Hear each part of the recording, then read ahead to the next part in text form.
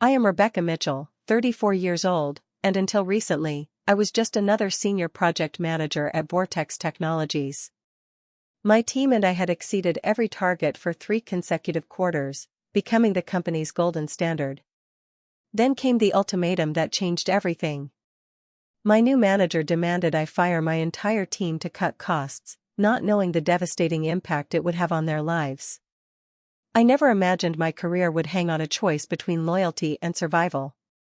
Before I tell you how it all unfolded, let me know where you are watching from, and hit that subscribe button if you want more workplace stories about standing up to corporate bullies.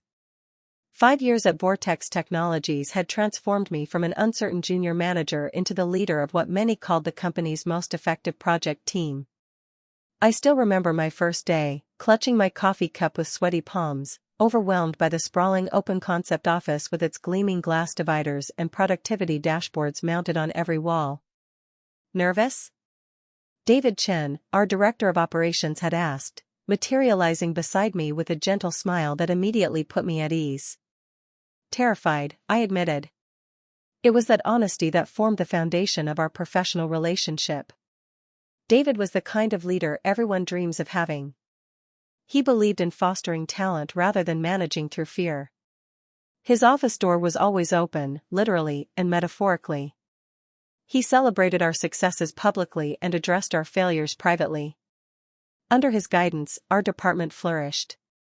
When I was promoted to senior project manager 2 years in, David gave me unusual freedom in building my team. Find people who complement each other, he advised. Skills can be taught, but character and work ethic come built in. I took his advice to heart. Over the next 3 years, I assembled a team that defied conventional corporate wisdom. Rather than choosing the hungriest, most ambitious candidates, I looked for people with depth, resilience, and collaborative mindsets.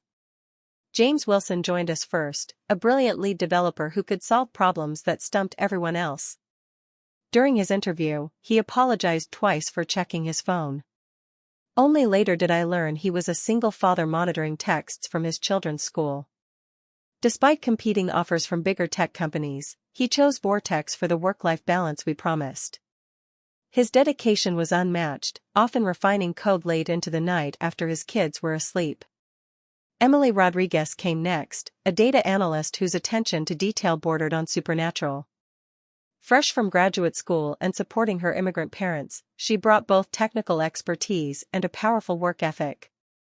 She once caught a statistical anomaly that saved us from a potentially disastrous product launch. Nathan Turner, our UX designer, had an uncanny ability to predict user behavior. His portfolio was impressive, but it was his perspective that won me over. Design should solve problems people don't even realize they have, he told me. I learned months later that he had completed his interview cycle with us while undergoing chemotherapy, never once mentioning his battle with cancer. Kimberly Sanchez joined as our systems architect after leaving a prestigious position at a competitor. Her technical skills were exceptional, but it was her leadership potential that impressed me most. She restructured our entire development environment in her first month, cutting deployment times in half. Few knew she also served as the primary caregiver for her disabled sister, balancing career advancement with family responsibilities. Michael Davis completed our core team, a QA specialist with military precision developed during his years of service. His transition to civilian life had been challenging, with several companies passing him over despite his qualifications. Their loss was our gain. Michael established testing protocols that became the standard across the company. Together, we tackled increasingly complex projects. Our biggest triumph came with the Nexus project, a comprehensive platform overhaul that previous teams had deemed too risky. We delivered it 2 weeks ahead of schedule and 15% under budget, earning accolades from the executive team and cementing our reputation as the go-to team for mission-critical work. The celebration dinner David hosted for us afterward remains one of my favorite memories. "This is what happens when leadership trusts talent," he said, raising his glass. "To the best damn team in the company." 3 weeks later, David announced his retirement. The news hit our department like a thunderclap. He had been more than our director, he was our advocate, our mentor, our buffer against corporate politics. Change is inevitable, he told me during our final one-on-one meeting. But your team has created something special. Protect that, Rebecca. Rumors about his replacement circulated immediately. Some speculated it would be Brian Johnson, our VP of Technology, who shared David's people-first philosophy. Others feared an external hire would bring disruptive changes. The announcement came via company-wide email on a Friday afternoon. Allison Parker would be joining us from Quantum Innovations as our new Director of Operations, effective the following Monday. A quick search revealed her reputation as a ruthless efficiency expert.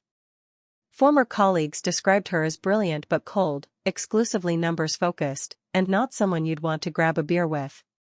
My stomach tightened, but I reminded myself that online reviews tend to skew negative. Perhaps she'd surprise us. She didn't. Allison's first department meeting set the tone. Where David had used these gatherings to recognize achievements and address concerns, Allison presented slide after slide of metrics, benchmarks, and industry comparisons. Vortex has been underperforming relative to sector peers, she stated, her voice as precisely modulated as her perfectly tailored suit. My mandate is to optimize operations and maximize shareholder value. No mention of customers, innovation, or the people who made it all happen. Just clinical analysis of our supposed shortcomings. I caught James's eye across the conference table. He raised an eyebrow, and I responded with a slight shrug. We'd weather this change like any other. After all, our team's performance spoke for itself. As the meeting concluded, Allison asked me to stay behind. Rebecca, I'd like to review your team's structure and output metrics. Let's meet in my office Monday at 9 a.m. Of course, I replied, already preparing mentally to showcase our accomplishments. I'll bring our quarterly reports and project outcomes. She nodded without looking up from her tablet. That won't be necessary. I've already reviewed the data. This meeting is about next steps. As I left the conference room, a sense of unease settled over me. Something in her tone suggested these next steps might not align with the team culture we'd so carefully built. I spent the weekend compiling additional performance metrics anyway, determined to demonstrate our value beyond just numbers on a spreadsheet. Little did I know how futile that effort would be. Monday morning arrived with a sense of foreboding. Allison's office, once David's warm, inviting space filled with family photos and mementos from successful projects, had been transformed. The walls were now bare except for a large performance dashboard displaying real-time metrics. The wooden desk had been replaced with a glass and steel workstation. Even the comfortable visitor chairs had been swapped for sleek, minimalist seating that practically screamed, "Don't stay long." Allison gestured for me to sit without looking up from her computer. "One moment," she said, typing rapidly. I used the time to observe her. Everything about Allison Parker was precise and controlled, from her immaculate bob haircut to her perfectly manicured nails tapping against the keyboard. No personal items adorned her desk, not even a coffee mug. Just a sleek water bottle with measurement markings down the side. Finally, she turned her attention to me. "Thank you for your punctuality, Rebecca. I appreciate efficiency." Her smile didn't reach her eyes. "I've been reviewing departmental structure and expenses as part of our organizational optimization initiative." She swiveled her monitor toward me, displaying a spreadsheet with our team members' names, positions, and salaries highlighted in alarming red. "Your team's compensation package is 22% above department average for comparable roles." "That's because their performance is well above average," I replied, sliding forward the folder I'd prepared. "We've consistently exceeded targets by substantial margins. The Nexus project alone saved the company nearly $500,000 in development costs and accelerated our market position by months." Allison didn't even glance at my folder. "Past performance doesn't guarantee future results. The market is evolving, and we need to position ourselves accordingly." She turned back to her computer and pulled up a new document titled Departmental Reorganization Plan with my name at the top. "I've developed a more sustainable structure for your division," she continued, her voice clinically detached.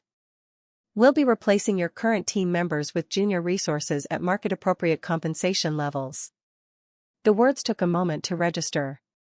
Replacing my team? You mean firing them? I prefer restructuring, she corrected.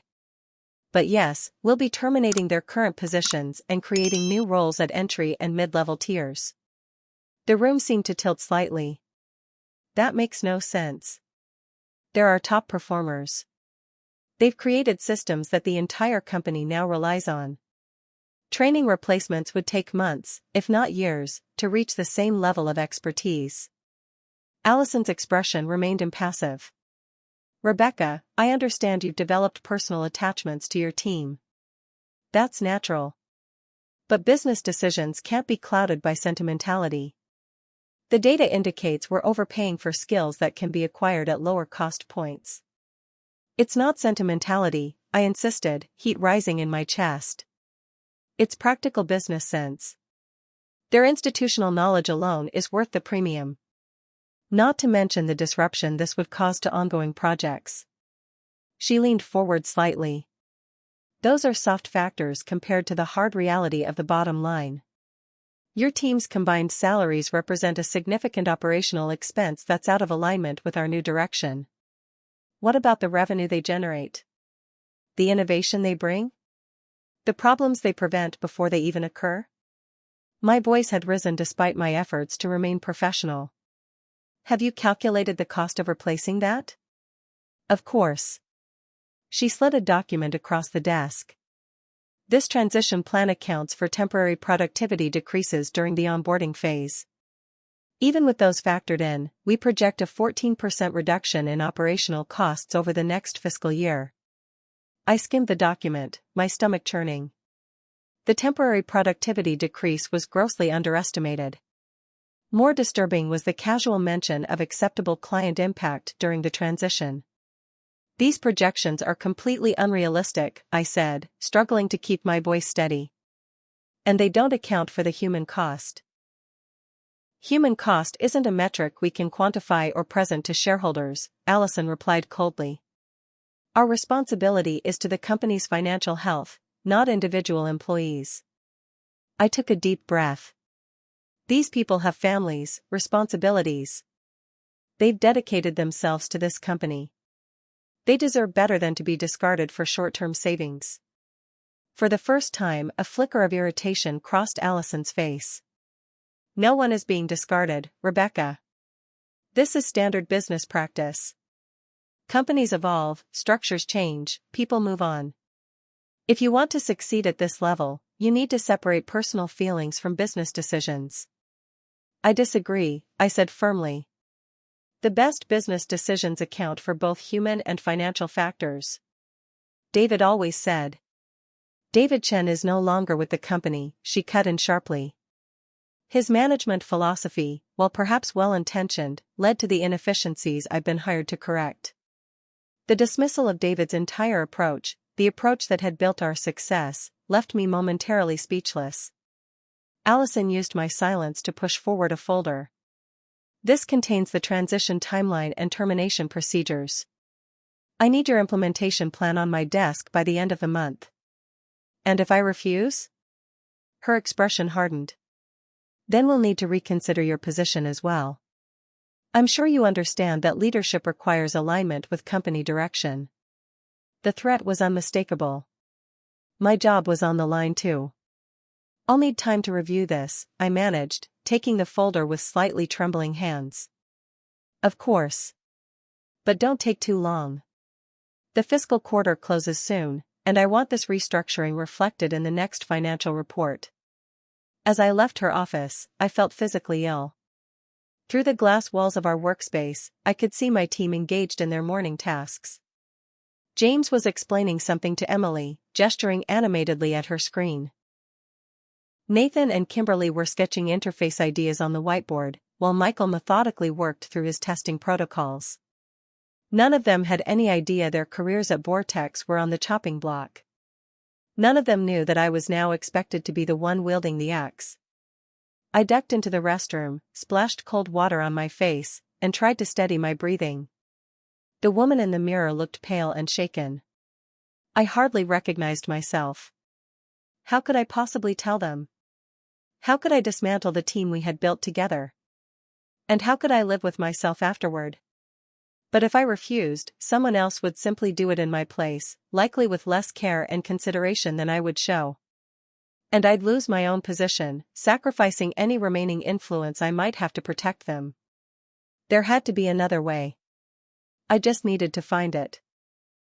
The next 3 days passed in a fog of anxiety and sleepless nights. I carried Allison's folder everywhere like a ticking bomb, unable to bring myself to open it again but unwilling to leave it unattended. The weight of the secret pressed down on me, making every interaction with my team feel like a betrayal. As I watched James troubleshoot a complex integration issue, I remembered the day I hired him. He had impressed me with his technical knowledge, but what really stood out was his thoughtfulness. When faced with a deliberately impossible problem during his technical interview, he hadn't tried to fake his way through it. Instead, he'd said, "I don't know the answer yet, but here's how I'd approach finding it." That intellectual honesty was rare and valuable. Now he was the backbone of our development team, the person everyone turned to when they hit a wall. How could someone like Allison reduce him to just a salary figure on a spreadsheet? Emily caught me staring and gave me a questioning look. I managed a weak smile and retreated to my office, closing the door, something I rarely did. I needed information, context, anything that might help me understand what was really happening. Starting with the company's financial situation. Vortex Technologies wasn't publicly traded, but quarterly reports were available to management on the internal server. I spent my lunch break poring over the latest financials. Contrary to Allison's doom and gloom assessment, the numbers showed steady growth. Revenue was up 12% year-over-year. Profit margins were healthy. There were no red flags that would justify such drastic cost-cutting measures. Next, I researched Allison herself. Her LinkedIn profile showcased an impressive career trajectory: MBA from Wharton, followed by progressively senior roles at 4 different technology companies over 12 years. Each position lasted about 3 years, just long enough to implement major changes and claim credit for short-term results before moving on. A deeper search revealed a pattern. At Meridian Systems, she had cut the engineering department by 30%, resulting in a stock bump and a promotion to VP.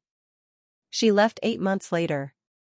At Tech Dynamics, she had eliminated an entire product division, boosting quarterly profits right before accepting a COO position at Quantum Innovations. There, she implemented what she called aggressive resource optimization, cutting staff by 40% over 2 years. In each case, the companies had reported strong short-term financial improvements, followed by talent drains, innovation slowdowns, and eventual market position slippage after her departure.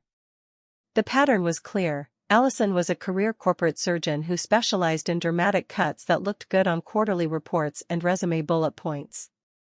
She rode the resulting numbers to her next opportunity before the long-term damage became apparent. And now she had brought her scalpel to Vortex. On Thursday morning, I summoned my courage and knocked on Allison's door, armed with alternative cost-saving proposals that wouldn't involve dismantling my team. She listened with thinly veiled impatience as I outlined potential efficiency improvements, workflow optimizations, and even modest budget reductions that could achieve similar financial goals without sacrificing our top talent. "These are all very creative approaches, Rebecca," she said when I finished. Her tone made it clear that creative wasn't a compliment. But they don't address the fundamental issue of salary imbalance within the department. Incremental changes won't deliver the decisive results the executive team expects. "But the company is performing well," I countered. "Our financials don't suggest any urgent need for drastic cuts." Something flickered in her eyes. "You've been accessing the quarterly reports?" "They're available to all senior managers," I replied evenly. I needed to understand the context for these decisions. "The context is that I've been hired to optimize operations across all departments," she said, her voice cooling several degrees. "The board has approved my approach, and the CEO is fully aligned with my vision.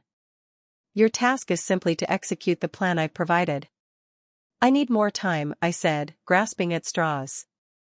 We have several critical projects in flight that could be jeopardized by sudden personnel changes. You have until next Friday, she replied, turning back to her computer in clear dismissal. I need the termination plan on my desk by 5 p.m. As I turned to leave, her voice stopped me at the door. And Rebecca? I'd appreciate it if you'd focus on your assigned tasks rather than investigating company financials or my professional background. It could be misinterpreted as resistance to company direction. The warning was unmistakable. She knew exactly what I had been researching. That evening, I met with Melissa, my closest friend outside of work, at a quiet bar far from the office. After swearing her to secrecy, I poured out the whole situation. That's brutal, she said after I finished. But unfortunately not unusual. I've seen similar plays at my company. What would you do? I asked, desperate for any perspective. Melissa sighed, swirling the ice in her drink. Honestly? I'd probably do what she asks. Fire my whole team? Just like that? Look, it sounds like Allison has the backing of the board and the CEO. Fighting this could end your career at Vortex, and possibly damage your professional reputation beyond that. Sometimes you have to play the corporate game. Even when the game is rigged and people get hurt? Especially then, she said, her expression sympathetic but resigned. Those team members of yours? They'll find other jobs. Talented people always do. But if you fall on your sword for them, who's going to help you? Her pragmatism made me uncomfortable, even as I recognized the truth in it. I was risking my own career, my own financial stability, my own future. For what? People who would likely move on and forget about me within months. I was still wrestling with these thoughts when I returned to the office the next morning. As I passed by the break room, I overheard James on his phone, his voice low but audible. No, I can't miss the tuition payment again.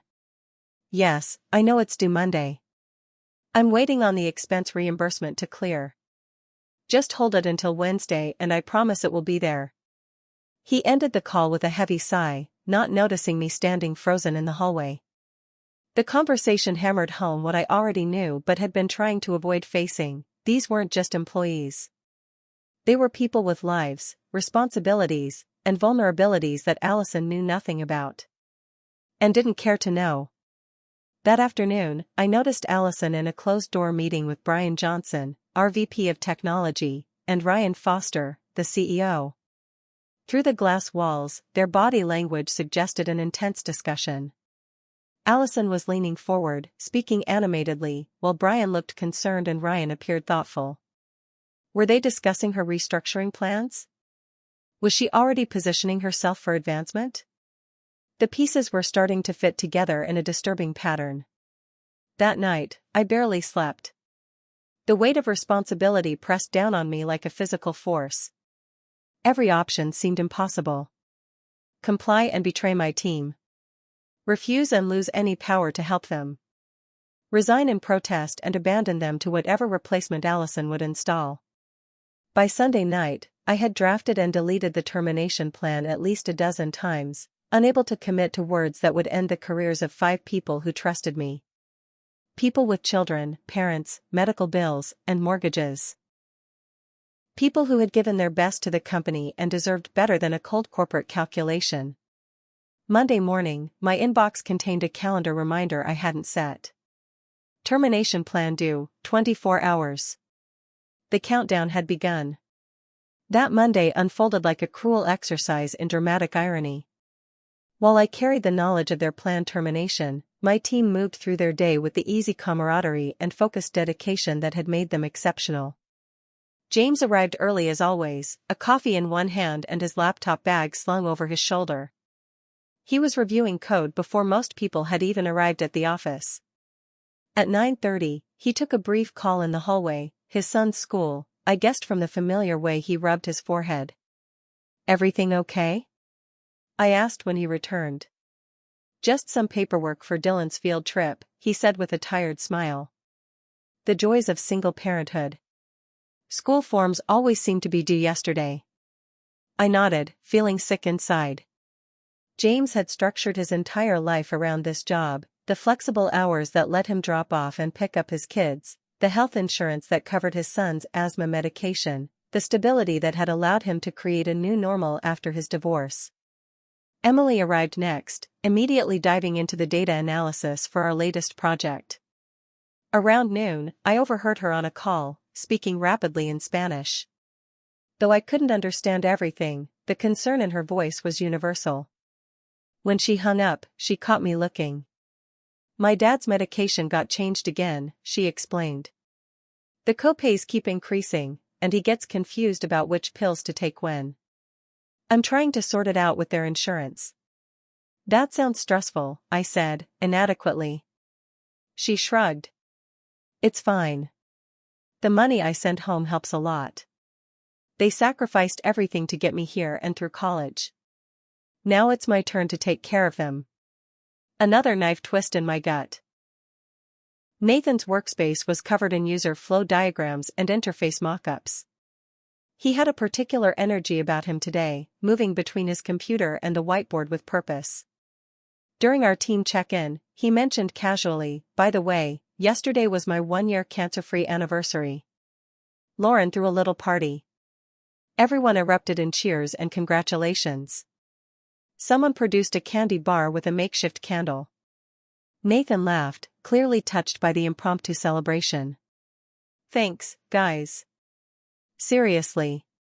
Having this team to come back to during treatment, it meant everything. Kept me focused on the future. I smiled and nodded, feeling like the worst kind of fraud. After lunch, Kimberly asked if she could adjust her hours slightly for the rest of the week. My sister's physical therapy got rescheduled. If I could come in an hour earlier and leave at 4 instead of 5, I'd still put in my full time. Of course, I said immediately. Kimberly's flexibility had been one of our team's unofficial accommodations. She never missed deadlines and often worked extra hours from home after her sister was asleep. Thanks, Rebecca. That's why I've stayed here, you know. Other companies talk about work-life balance, but you actually make it possible.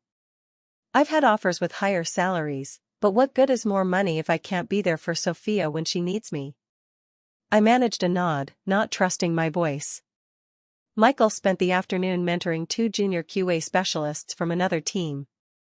His military background gave him natural teaching abilities, clear instructions, constructive feedback, and infinite patience for questions. They've got potential, he told me later. Just need someone to show them the ropes properly. You're good with them, I observed. He shrugged modestly. The army taught me that. You're only as strong as your weakest link, so you make sure everyone's trained up right. He paused. Took me a while to find a civilian job that understood the value of that experience. Lot of companies just see military and make assumptions. The day culminated in a perfect demonstration of why this team was worth every penny of their salaries. A critical error appeared in the production environment, one that threatened to take down the customer portal. Within minutes, they mobilized without prompting. James identified the root cause while Emily analyzed the affected data. Nathan quickly designed a user-friendly error message to buy us time. Kimberly architected a workaround solution. Michael verified the fix with rapid but thorough testing. In under 2 hours, they had resolved an issue that would have cost the company thousands in lost transactions and customer goodwill. No escalations needed, no finger-pointing, just seamless collaboration and problem-solving. As they celebrated with tired high-fives, I retreated to my office, closed the door, and began researching what it would actually cost to replace them. The numbers told a stark story. Between recruiting costs, onboarding time, training expenses, reduced productivity during ramp-up, and inevitable errors from inexperience, Allison's projected savings evaporated completely. In fact, the real cost of replacing my team would likely exceed keeping them by at least 30% over the first year. I compiled the data into a detailed analysis, hoping it might provide ammunition for one last attempt to save my team. I was so absorbed that I didn't notice Allison standing in my doorway until she spoke. Working late?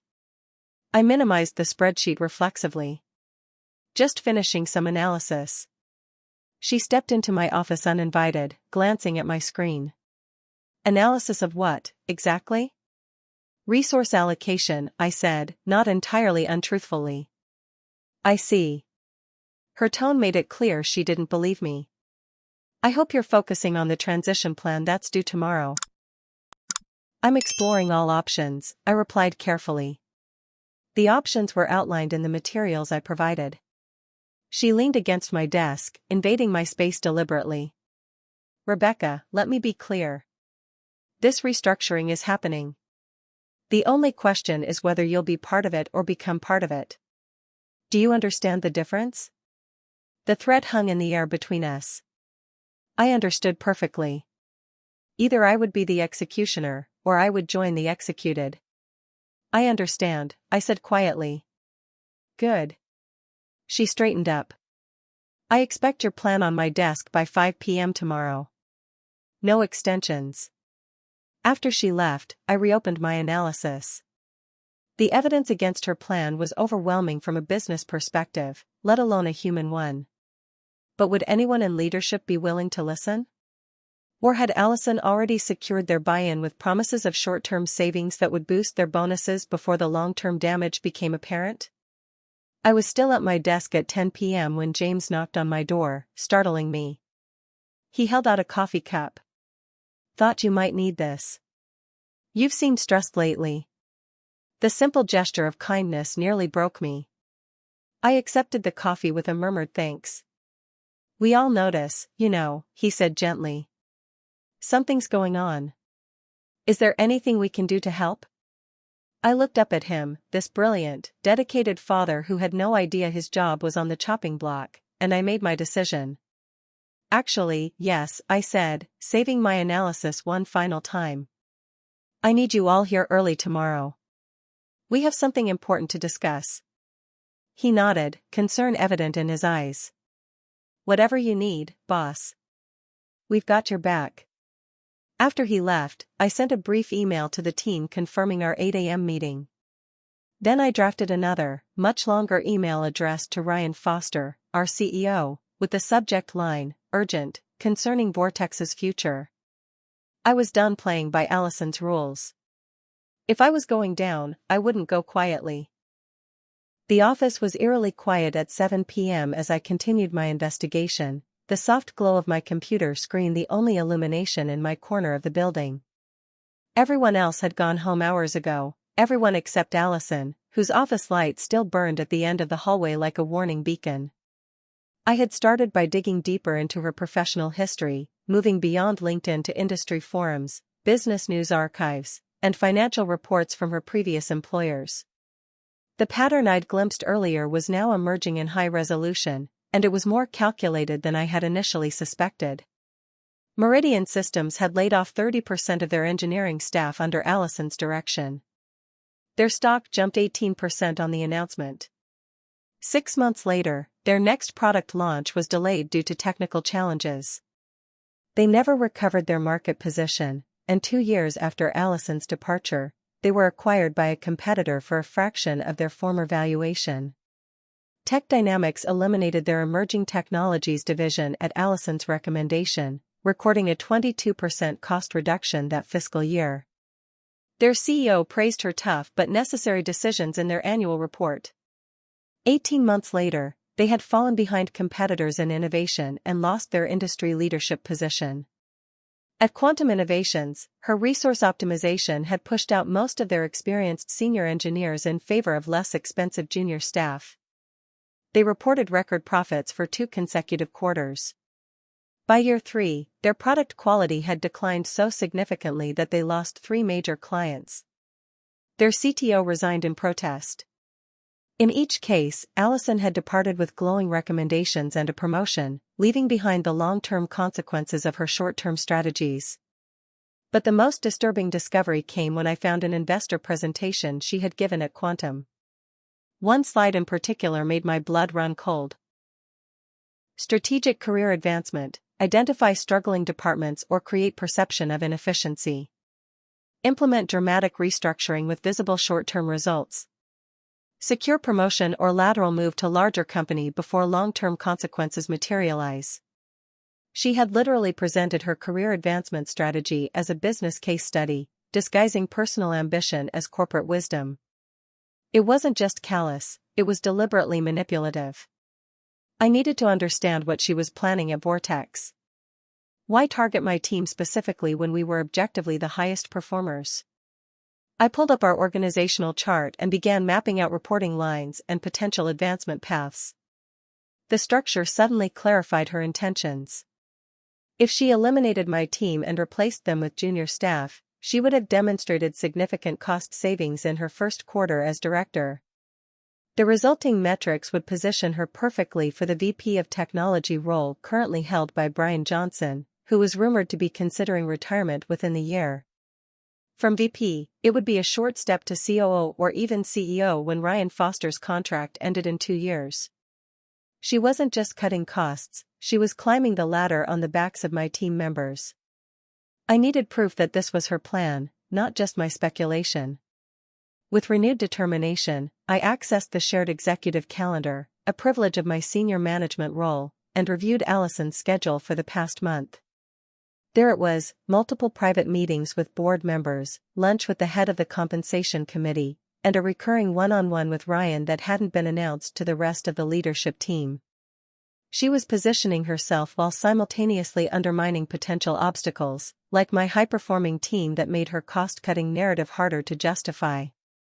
The final piece fell into place when I discovered a draft presentation in the shared drive titled Vortex 2.0. Executive Restructuring Plan. It had been created by Allison and last modified after her meeting with Ryan and Brian. I shouldn't have opened it, but at this point, I was beyond caring about protocol. The document outlined a 3-phase reorganization. Phase 1 involved department-level cost reductions. My team was specifically mentioned as a target. Phase 2 consolidated reporting lines, eliminating several director positions. Phase 3 proposed a streamlined executive structure with fewer VPs and a new chief operating officer position, with a candidate profile that matched Allison's qualifications perfectly. It was all there in black and white. My team wasn't being sacrificed for the company's benefit, they were collateral damage in Allison's personal ambition. As this realization sank in, a new email notification appeared in my inbox. From Allison Parker. Subject: Final reminder, termination plan due tomorrow 5 p.m. Message: I expect full compliance with the directive previously communicated. Any deviation will be considered insubordination. The naked threat pushed me from anger to clarity. I couldn't play this game anymore. I wouldn't. I started to draft termination notices as instructed, getting as far as typing James's name at the top of the first document before stopping abruptly and deleting the file. No. There had to be another way. What if I could prove that keeping my team was actually more cost-effective than replacing them? Not with vague appeals to institutional knowledge or team dynamics, those were the soft factors Allison dismissed, but with hard numbers that even she couldn't ignore. I spent the next 3 hours creating the most comprehensive value analysis I'd ever attempted. For each team member, I documented 1. Specific innovations they had contributed and the revenue generated. 2. Problems they had identified and resolved before they became costly issues. 3. Efficiency improvements they had implemented and the resulting savings. 4. Quantifiable productivity metrics compared to department and industry averages. 5. Proprietary systems or processes they had developed that would be lost with their departure. Then I calculated the real cost of replacing them, including 1. Recruiting expenses, agency fees, advertising, interview time. 2. Onboarding and training costs, minimum 3 to 6 months for junior staff. 3. Productivity loss during the transition period. 4. Risk assessment of potential errors by inexperienced replacements. 5. Intellectual property and institutional knowledge that would walk out the door. The final analysis was irrefutable. Even using conservative estimates, the savings from Allison's plan would actually cost the company at least $842,000 over the first year, and that didn't account for the incalculable damage to morale, reputation, and future innovation. I compiled everything into a presentation with clear visualizations that even the most finance-focused executive could understand. It was solid, data-driven, and impossible to dismiss as emotional or sentimental. The office began to lighten as dawn broke outside my window. I had been working straight through the night, fueled by coffee and righteous indignation. The final slide of my presentation simply stated, "Business case, retain current team structure for optimal financial and operational outcomes." I saved the file, attached it to an email addressed to Allison, and then hesitated, my finger hovering over the send button. Would this make any difference to someone who had already decided on her course of action? Or would it just give her time to prepare counterarguments? My contemplation was interrupted by a soft knock at my door. I looked up to see James standing there, concern etched on his tired face. He held out a fresh cup of coffee. "Have you been here all night?" he asked. I nodded, suddenly aware of my exhaustion. Lost track of time. "Whatever it is, it must be important." He set the coffee on my desk. "The team's arriving early for the meeting you called." I glanced at the clock, 7:45 a.m. already. I hadn't even prepared what to tell them. "Thanks, James," I said, taking a grateful sip. "I'll be right there." After he left, I made a quick decision. I sent the value analysis to my personal email as backup, then closed my computer. I would confront Allison directly with the data before bringing it to higher management. One last chance to do this the proper way. As I walked to the conference room where my team waited, I felt both dread and determination. I had no idea how this would end, but I knew one thing with absolute certainty: I would not be the instrument of Allison's ambition. If she wanted to destroy my team, she would have to do it herself. Armed with my detailed analysis and a night's worth of righteous indignation, I marched toward Allison's office. The early morning light cast long shadows across the empty hallways as I rehearsed my arguments one final time. This would be my last stand: either she would acknowledge the business case for keeping my team intact, or I would escalate the matter to Ryan directly. I found Allison already at her desk, immaculately dressed despite the early hour. If she was surprised to see me still wearing yesterday's clothes, she didn't show it. "Rebecca," she said without looking up from her tablet. "I assume you're here to deliver your implementation plan ahead of schedule." "That's commendable." "Actually, I'm here with an alternative proposal." I set my laptop on her desk and opened the presentation. "I've run a comprehensive cost-benefit analysis on your restructuring plan versus maintaining our current team." A flicker of annoyance crossed her face, quickly replaced by practiced neutrality. "We've already established that the restructuring is non-negotiable." "Please, just look at the numbers," I insisted, turning the screen toward her. Even using conservative estimates, replacing my team with junior staff would cost the company nearly $1 million in the first year alone. To her credit, Allison did glance at the data, her eyes scanning the charts and projections I had spent the night creating. For a moment, I allowed myself to hope that facts might sway her. "This is exactly the kind of soft thinking that holds companies back," she said finally, pushing my laptop away. "You've overvalued institutional knowledge and underestimated the adaptability of new resources. These calculations are based on emotional assumptions, not business realities." "There's nothing emotional about documented cost savings and revenue generation," I countered, flipping to the slide detailing specific contributions. "James's optimization algorithm saved us $200,000 in processing costs last year alone. Emily's predictive model increased conversion rates by 18%. These are hard metrics, not feelings. Cherry-picked successes don't justify inflated compensation packages," she replied dismissively. "Any competent professional could achieve similar results at market-appropriate rates." "That's demonstrably false," I said, my professional veneer beginning to crack. "The specialized knowledge and collaborative synergy this team has developed can't be replaced by random new hires, no matter how talented they might be individually." Allison leaned forward, her voice cooling. "Rebecca, I've been patient with your resistance, but let me be clear, this isn't a negotiation. The restructuring plan has already been discussed with the CEO. That stopped me short. You've discussed firing my specific team with Ryan? I've discussed departmental reorganization strategies with leadership, yes. They support my approach. She picked up a folder from her desk. Now, unless you have the termination plan I requested, this conversation is over. This isn't about efficiency, I said, the realization crystallizing as I spoke. This is about creating visible cost cuts you can claim credit for before the damage becomes apparent. Just like you did at Meridian, Tech Dynamics, and Quantum. Her eyes narrowed dangerously. Careful, Rebecca. Insubordination isn't a good look for someone in your position. And sabotaging company success for personal advancement isn't a good look for someone in yours, I retorted. The corporate mask slipped completely then, revealing the cold calculation beneath. Either they go, or you go. It's that simple.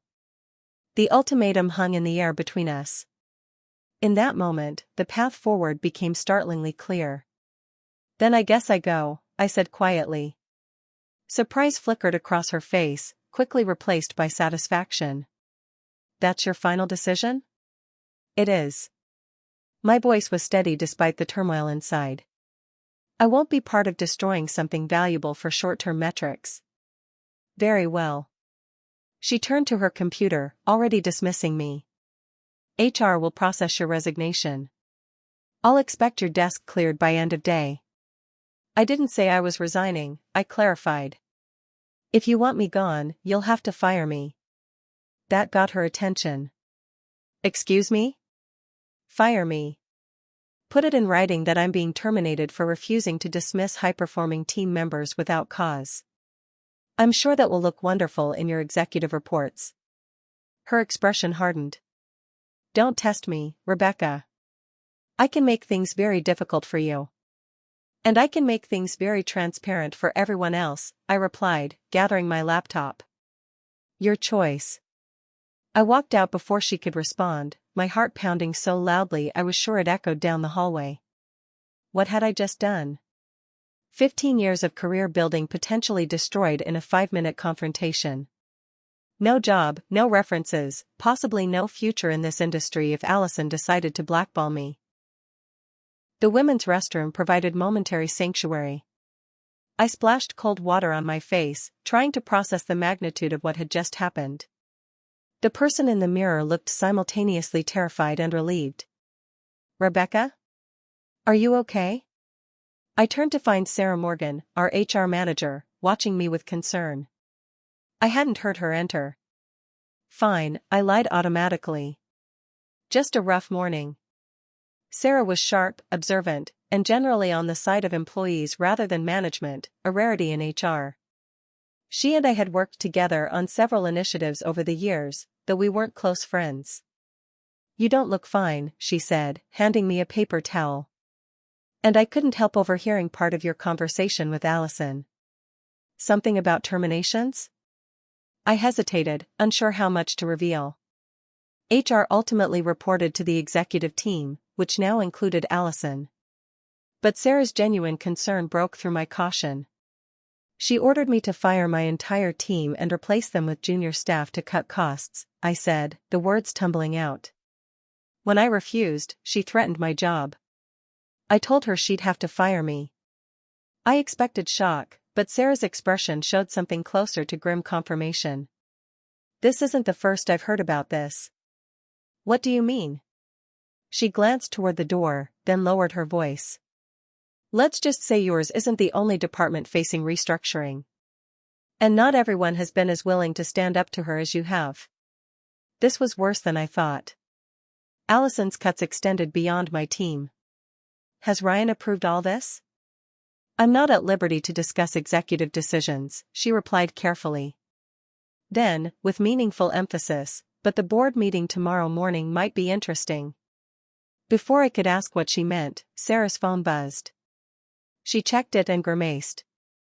I have to go. Just, don't do anything rash today, okay? Sometimes things work out in unexpected ways. With that cryptic advice, she hurried out, leaving me more confused than ever.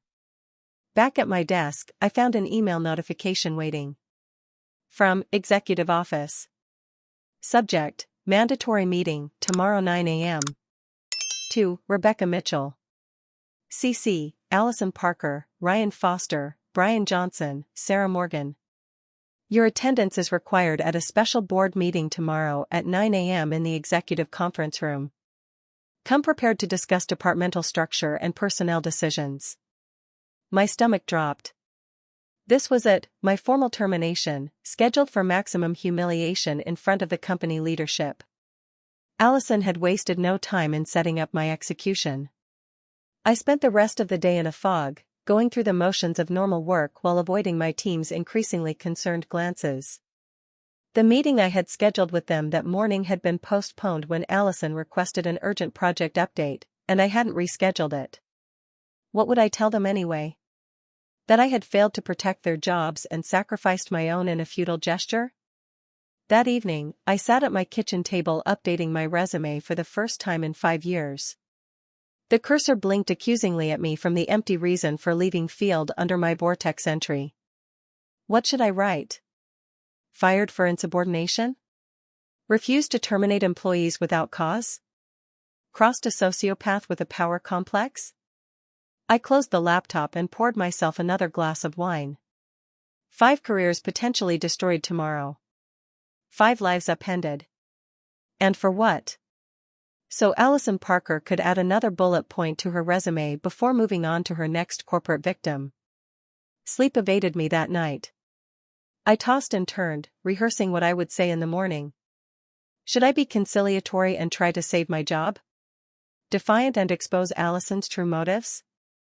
Resigned and professional, preserving what dignity I could? By dawn, I had settled on a strategy. I would bring my complete analysis, present the business case one final time, and if that failed, at least go down fighting for what I believed was right. I dressed with particular care, choosing my most professional outfit, armor for the battle ahead.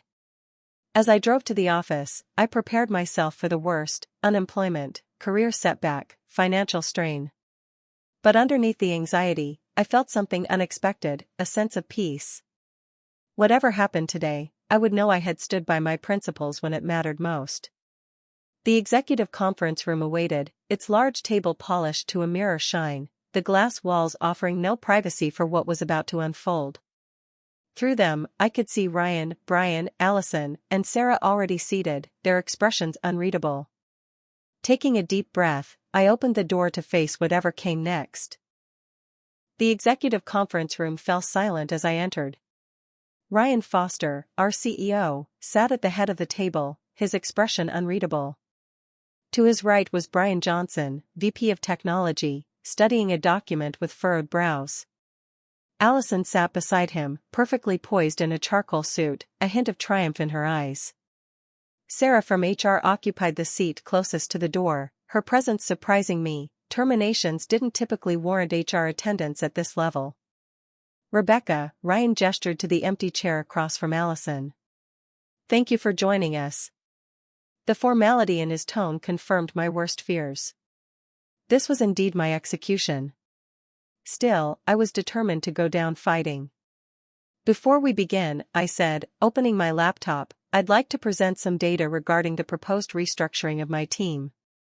Ryan exchanged glances with Brian, then nodded. Actually, we'd like to hear your perspective first. Please proceed. This wasn't the immediate dismissal I had expected. Taking advantage of the opening, I launched into my presentation, projected onto the room's main screen. The team that Allison has targeted for termination has consistently delivered exceptional results by every metric we value, I began, advancing through slides showing performance data, innovation metrics, and client satisfaction scores. James Wilson has single-handedly revolutionized our development pipeline, saving over $200,000 annually in processing costs alone. I detailed each team member's contributions methodically, watching the executives' reactions. Ryan leaned forward with interest. Brian nodded occasionally. Allison's expression remained fixed in professional neutrality, though her jaw tightened progressively. But beyond their professional contributions, I continued, there are human factors that don't appear on balance sheets. James is a single father supporting 2 children. Emily sends money home to her immigrant parents for medical expenses. Nathan just reached his 1-year cancer-free milestone after battling through treatment while still meeting every deadline. This is precisely the kind of emotional appeal that clouds business judgment, Allison interjected. Personal circumstances, while unfortunate, cannot factor into strategic decisions. On the contrary, I countered, advancing to my cost analysis slides. Replacing these individuals would cost the company approximately $842,000 in the first year alone when accounting for recruitment, training, lost productivity, and institutional knowledge. That doesn't include potential client dissatisfaction or project delays. Ryan's eyebrows raised at the figure. That's substantially higher than the projected savings in the restructuring plan. Because the restructuring plan deliberately underestimates these factors, I said, my confidence growing.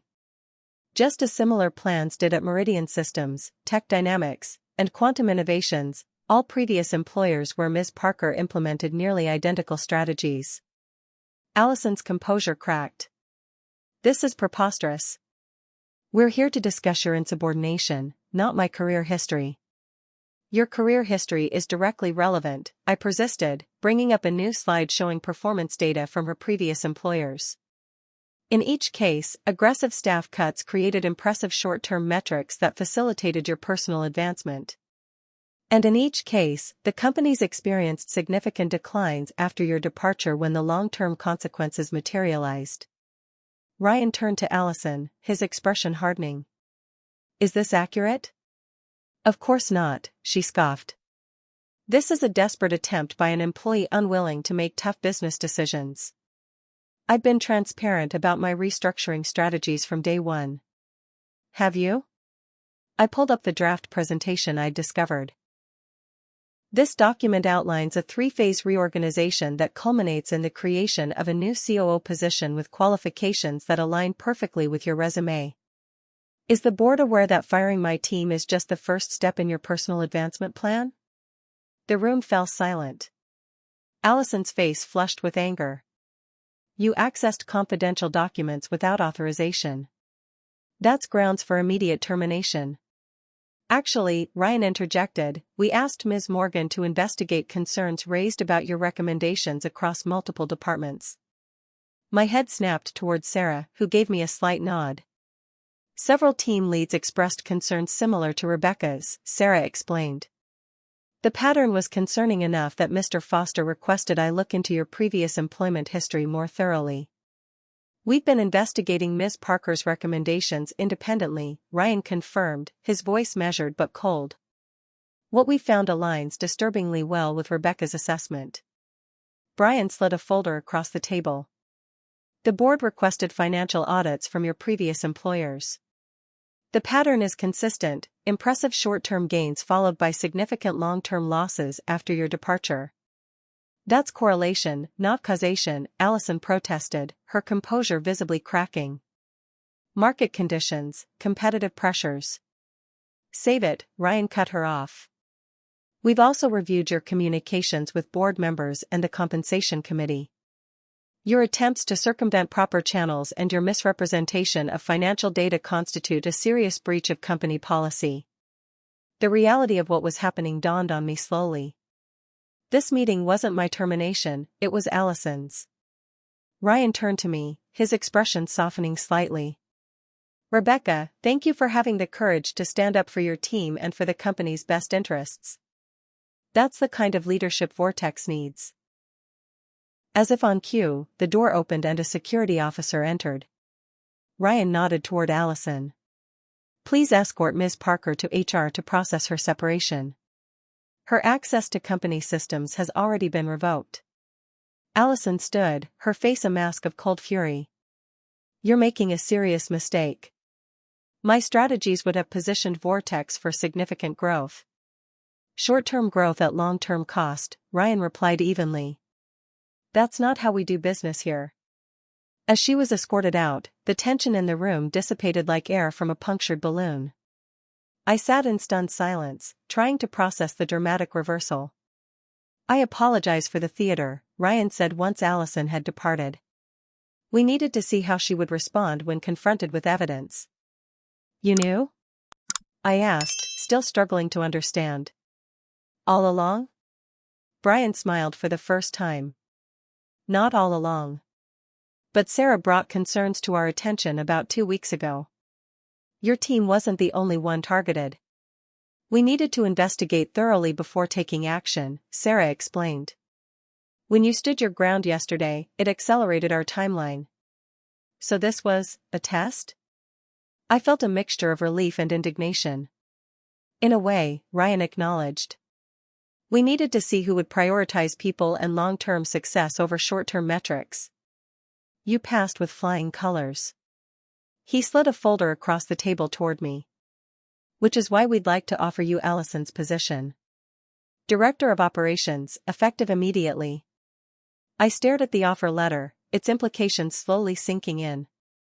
You want me to take her job? You've demonstrated exactly the qualities we need in leadership, Ryan said. Data-driven decision-making balanced with genuine concern for our people. Technical understanding. Moral courage. And clearly, a willingness to stand up for what's right, even at personal cost. It was everything I'd ever worked toward, handed to me when I least expected it. Yet I hesitated. Is something wrong? Brian asked. My team, I said slowly. What happens to them? Ryan smiled. That would be entirely up to you, as their new director. Then I accept, I said, extending my hand, on one condition. My team stays intact, with appropriate compensation adjustments to recognize their true value. Done, Ryan agreed, shaking my hand. Welcome to the executive team, Rebecca. As we concluded the meeting, I found myself wondering if this was another test, if they were watching to see if power would change my priorities as it had Allison's. But the relief and joy of knowing my team was safe overshadowed those concerns. I walked out of the conference room in a daze, still processing the whirlwind reversal of fortune. From nearly fired to promoted in the span of an hour. From desperation to vindication. But most importantly, from fearing for my team's future to having the power to protect it. The walk from the executive conference room back to my department felt surreal. People nodded and smiled as they passed, unaware that their colleague had just experienced the most dramatic professional roller coaster imaginable. My mind raced with implications, plans, and a lingering disbelief at how quickly everything had changed. My team was gathered in our shared workspace, the tension palpable. They looked up expectantly as I entered, their expressions a mixture of concern and curiosity. I had been distant and distracted for days, and they knew something significant was happening. Conference room, please, I said, my voice steadier than I expected. We need to talk.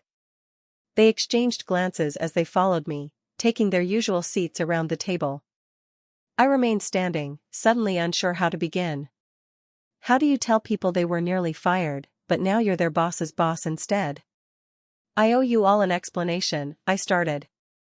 And an apology for my behavior the past week. I took a deep breath and told them everything, Allison's demand to fire them, my refusal, the investigation that had been happening behind the scenes, and finally, the dramatic confrontation that morning. She wanted us gone? James asked, his face pale. All of us? To cut costs, I confirmed. Or at least, that was the stated reason.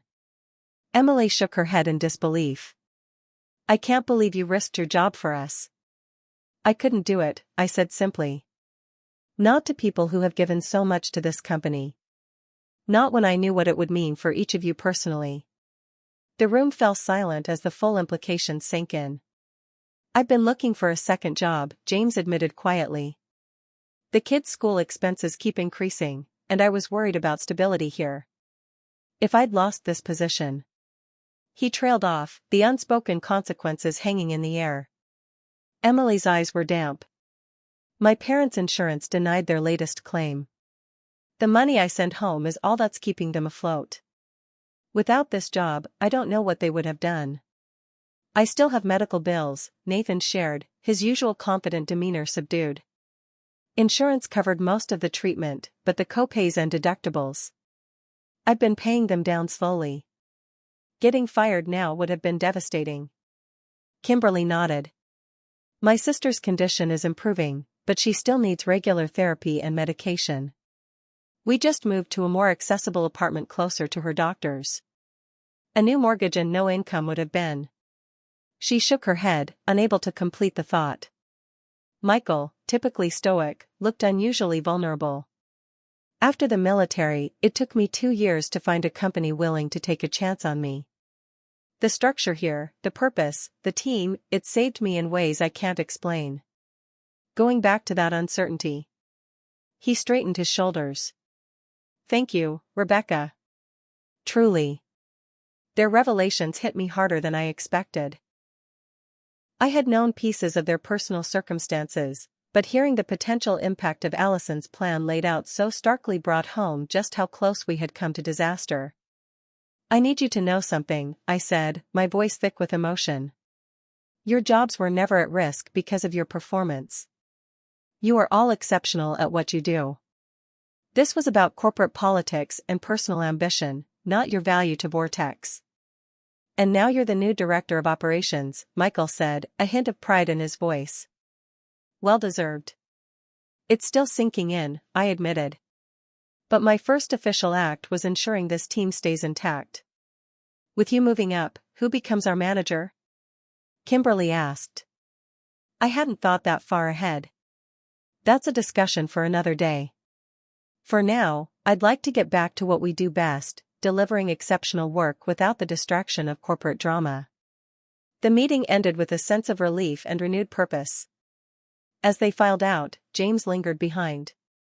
You really would have walked away rather than fire us? He asked quietly. In a heartbeat, I replied without hesitation. Some things matter more than a paycheck or a title. He nodded thoughtfully. That's why you'll be better at this than she ever could have been.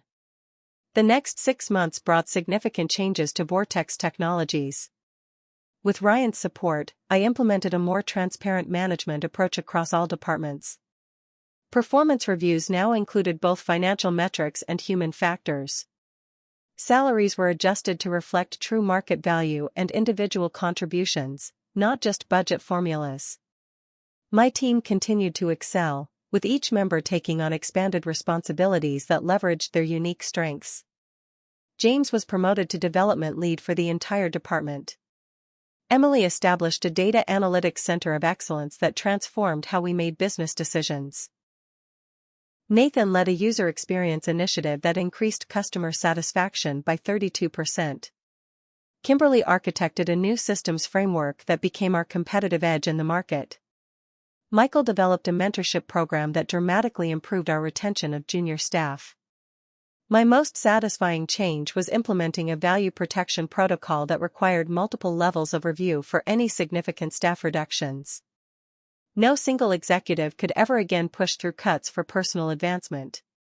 The board unanimously approved the policy after I presented data on the true costs of Allison's approach. On a personal level, the experience transformed my understanding of leadership. I had always believed in the importance of results and metrics, but now I recognized that truly effective leadership required both business acumen and human empathy. The bottom line mattered, but so did the lives affected by our decisions. 6 months to the day after that fateful confrontation, I invited my former team, now all in leadership roles of their own, to a celebratory dinner. To Rebecca, James proposed a toast, who taught us that sometimes the right decision is also the hardest one. To all of us, I countered, raising my glass. For proving that success doesn't have to come at the expense of humanity. Later that evening, as we shared stories and laughter, I reflected on how close we had come to a very different outcome. If I had capitulated to Allison's demands, these talented individuals would have been scattered to the winds, their potential contributions lost to Vortex forever. If I had been less thorough in my research, her plan might have succeeded despite my resistance. The experience had taught me several invaluable lessons. First, that numbers never tell the complete story. Behind every spreadsheet cell and cost-cutting measure are real people with lives, responsibilities, and circumstances that deserve consideration. Second, that courage isn't about fearlessness but about acting despite your fear. I had been terrified of losing my job, my financial security, and my professional reputation. But the alternative, betraying people who trusted me, had ultimately been more frightening. Third, that organizational culture is set by actions, not mission statements. Ryan and the board could have prioritized short-term metrics as Allison suggested. Instead, they demonstrated through their decisions that people and long-term success mattered more than quarterly reports. And finally, that understanding who people really are, their motivations, challenges, strengths, and circumstances, is not just a moral imperative but also sound business strategy. By recognizing and valuing the whole person, not just their role or salary figure, we build stronger teams, more innovative solutions, and ultimately, more successful companies. As Director of Operations, I now had the power to shape Vortex's future according to these principles. It was a responsibility I took seriously and a privilege I never took for granted. The journey from that first confrontation with Allison to my current position had been unexpected and challenging. But as I looked around the table at the team that had become like family, I knew without doubt that standing up for them had been the defining moment of my career, and the best decision I ever made. Have you ever faced a moral dilemma at work where you had to choose between following orders and doing what you felt was right? How did you handle it? I'd love to hear your experiences in the comments below. Don't forget to like this video if it resonated with you, subscribe for more workplace stories, and share with anyone who might be dealing with similar challenges. Remember, sometimes the most important thing isn't the title on your business card, but the principles you stand for when it really matters. Thank you for listening, and I wish you the courage to make the right choices in your own career journey.